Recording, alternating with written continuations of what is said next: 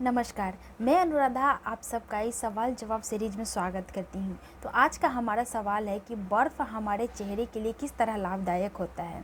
हम सब जानते हैं कि गर्मियों का मौसम जब आता है तो धूप में निकलना कितना मुश्किल हो जाता है, लेकिन काम है हमें तो करना ही पड़ेगा।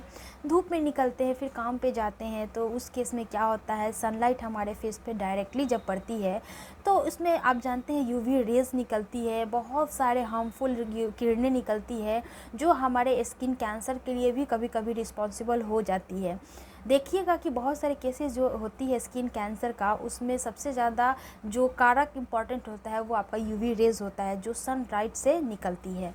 तो यहाँ हम बात कर रहे हैं स्किन से संबंधित। तो आपका फेस पे जो भी पिंपल्स वगैरह निकलने लगते हैं, आप देखिएगा जिन व्यक्तियों के फेस पे कुछ नहीं होता है उन्हें भी गर्मियों में समस्या उत्पन्न होने लगती है और पिंपल्स निकलने लगते हैं, और साथ ही साथ पैचेस आ जाएंगे, रेडनेस आ जाएंगे, और उनका मुंह भी कभी कभी सूजन जैसे फूल जाता है।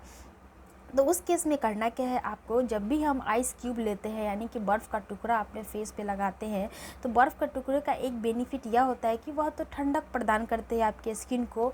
उसके साथ साथ बर्फ़ का एक प्रॉपर्टी होता है कि जब हम स्किन पे रगड़ते हैं तो उस केस में जो डेड सेल्स होते हैं, मतलब मरे हुए सेल्स जो होते हैं, जो आपके शरीर में यानी कि आपके स्किन पे इकट्ठा हो करके काले काले दाग धब्बे बना देते हैं, तो वो जो बर्फ़ होता है वो उस चीज़ को निकालने के लिए सहायक होता है। यानी कि जब भी हम आप स्किन पे मैश करते हैं तो वो काले काले जो डेड सेल्स प्रेजेंट है आपके शरीर में स्किन पे, वो निकलने लगते हैं और धीरे धीरे आपका चेहरा साफ़ होने लगता है।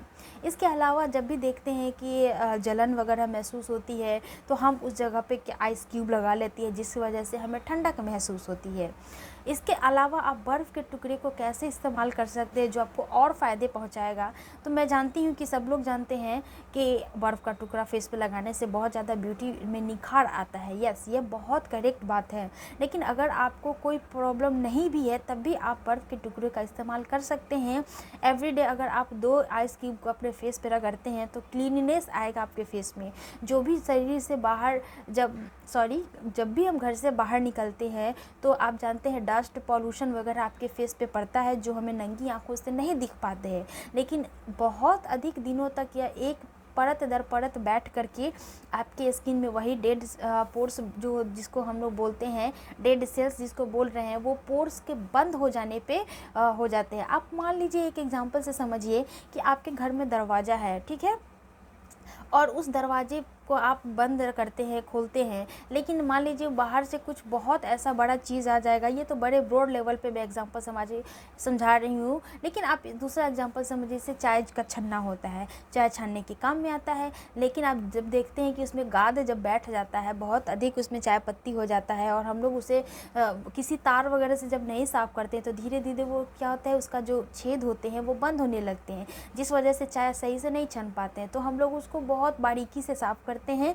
तब जाकर के वो छनता है। तो सेम कॉन्सेप्ट होता है हमारे स्किन का, सेल्स का भी।